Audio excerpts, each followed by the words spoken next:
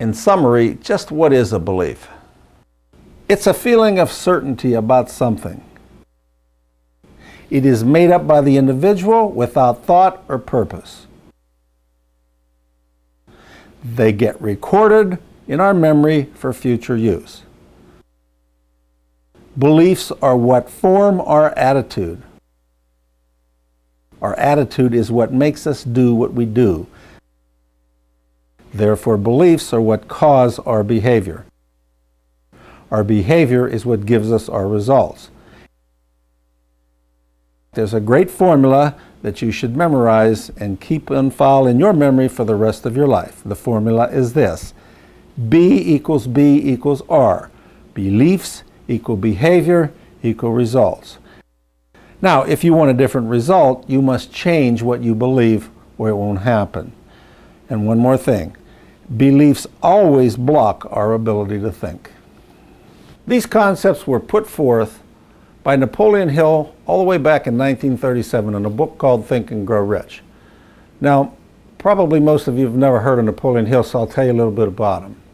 Right around the turn of the last century, Napoleon Hill was commissioned by Andrew Carnegie to write what Andrew Carnegie said would be the science of success philosophy.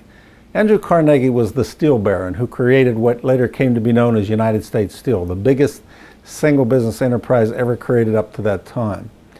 Now, Andrew Carnegie said, he told Napoleon Hill, I'm going to give all my money away back to the people, but the most important thing I have is the secret of how I made this money.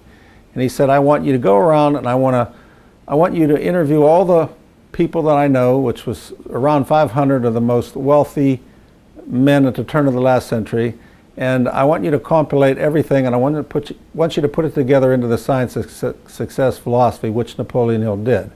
Now, if you condense it all down, it really comes down to one simple concept, and it goes like this: what the mind can conceive and believe it can achieve. Say it again. What the mind can conceive and believe it can achieve. Now, what I found out is this: what the mind does believe, it does achieve.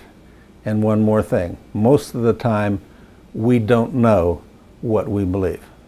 This is why we often feel like life seems so impossible and insurmountable, so futile. You know, it's just too much trouble. If you can understand this one simple truth, you can change your life from being one of a victim to being a person in charge who can direct to yourself the circumstances in life that you want. What you see in your physical world was created in your world of energy by what you believe. If you can control what you believe, then you can control what you get.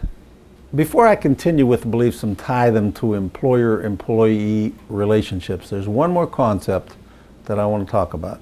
There's such a thing in our world called opinion, and there's such a thing in our world called fact. Now, opinions are individual interpretations. Facts, on the other hand, are constant. They don't change, they can't be debated, they are what they are. Opinions are beliefs, subject to individual interpretation. Facts, on the other hand, are truths. There is no room for debate. As humans, we have become accustomed to interchanging and even blending opinions and facts together like a giant stew. We can't tell where one starts and the other stops. We must learn to separate them again and deal with each one separately.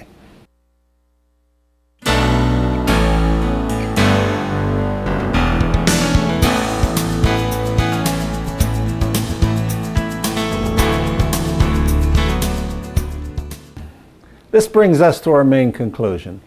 We have three general types of beliefs. First, we have beliefs that we'll call bad because they keep us from getting what we want. Then we have another group of beliefs that really don't matter because they have no effect on our lives. And then we have a third group of beliefs that we would call good beliefs because these are the ones that are bringing us what we do want. Let's start with some examples of beliefs that might hurt us. Suppose you believe that people who talk direct and stern are telling you that they don't like you. And your job involves dealing with all types of people in a customer service job. What happens when you encounter one of these people? Suppose you believe that you are inferior and you don't know that you believe that you are inferior. How do you think you're going to feel when someone is looking over your shoulder or when a supervisor comes to evaluate you? Suppose you believe that your company is getting rich off of your labor and you resent it. Now, you work on a sales counter and you talk to hundreds of customers every day. How would these customers feel? What would happen over time? What would happen to your job over time? Suppose you believe that your coworkers are lazy and you resent them and you just have to get even. Who's going to suffer? Who loses? Suppose you believe that people are stupid and your job is to listen to customers who call in with questions and complaints. Some beliefs really don't matter. For example, you hate asparagus, no problem. Eat something else. You hate high places, no problem. There are plenty of jobs that don't require climbing. You hate shift work, no problem. Find a daylight job. Some beliefs help us get what we want. These are the ones we would call the good ones. Some examples would be: a customer deserves to be treated with dignity and respect no matter what.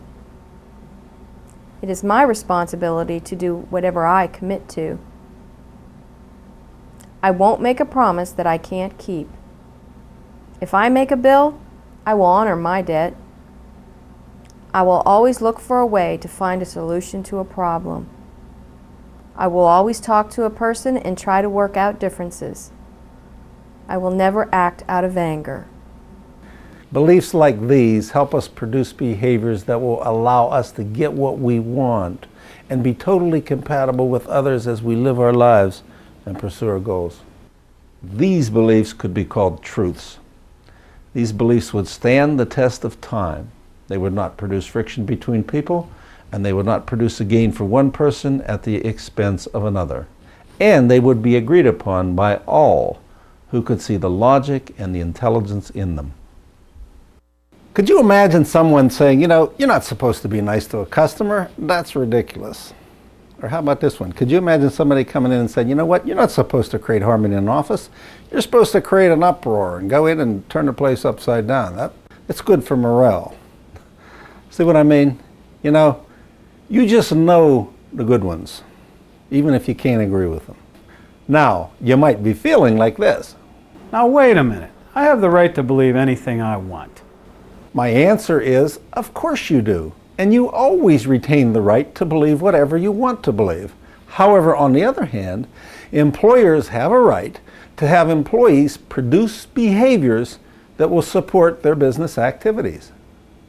If you can't produce these behaviors, they don't have to hire you, or they don't have to keep you. In fact, they won't be able to keep you over time.